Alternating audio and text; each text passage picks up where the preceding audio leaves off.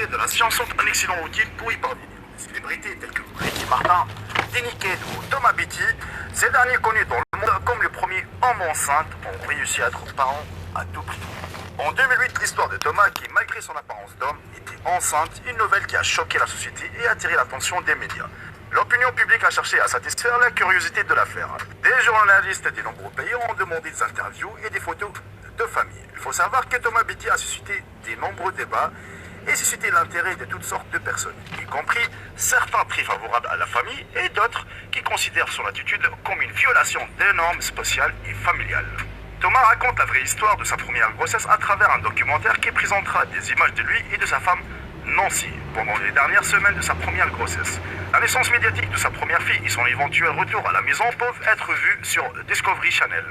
Le long métrage sans restriction sur la vie quotidienne de cette famille américaine controversée raconte une partie de la vie de Thomas qui est né en tant que femme et qui à 34 ans a subi des multiples traitements médicaux pour devenir biologiquement, socialement et légalement un homme. Après avoir épousé Nancy, le couple a décidé de fonder une famille malgré le fait qu'il ne pouvait pas avoir d'enfants. Face à une réalité difficile, Thomas a pris la décision sans précédent de suspendre ses traitements à la testostérone dans l'espoir de tomber enceinte. Après une insémination artificielle réussie, elle a réussi à donner naissance à une petite fille en bonne santé en juin 2008.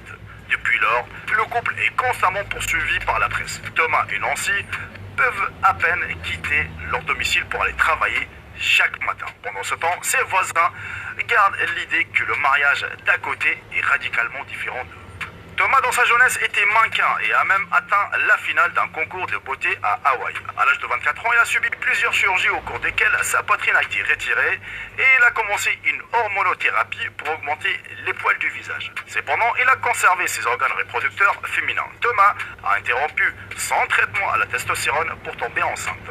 Un an après sa double mastectomie, une procédure par laquelle où l'un des deux seins sont retirés partiellement ou complètement, et il a eu 3 enfants, conçus par insémination artificielle à l'aide du sperme, d'un donneur et d'une ovule de Beatty.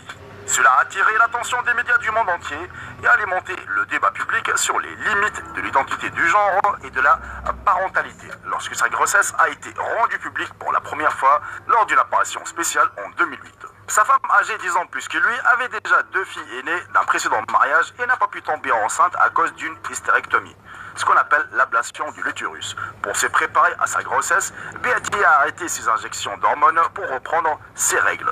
La naissance de leur première fille dans un hôpital en 2008 a été annoncée par le magazine People et Beatty est devenue l'homme enceinte. Ils ont eu leur deuxième et leur troisième enfant en 2009 et 2010 respectivement. Et si vous êtes resté jusqu'à la fin de la vidéo,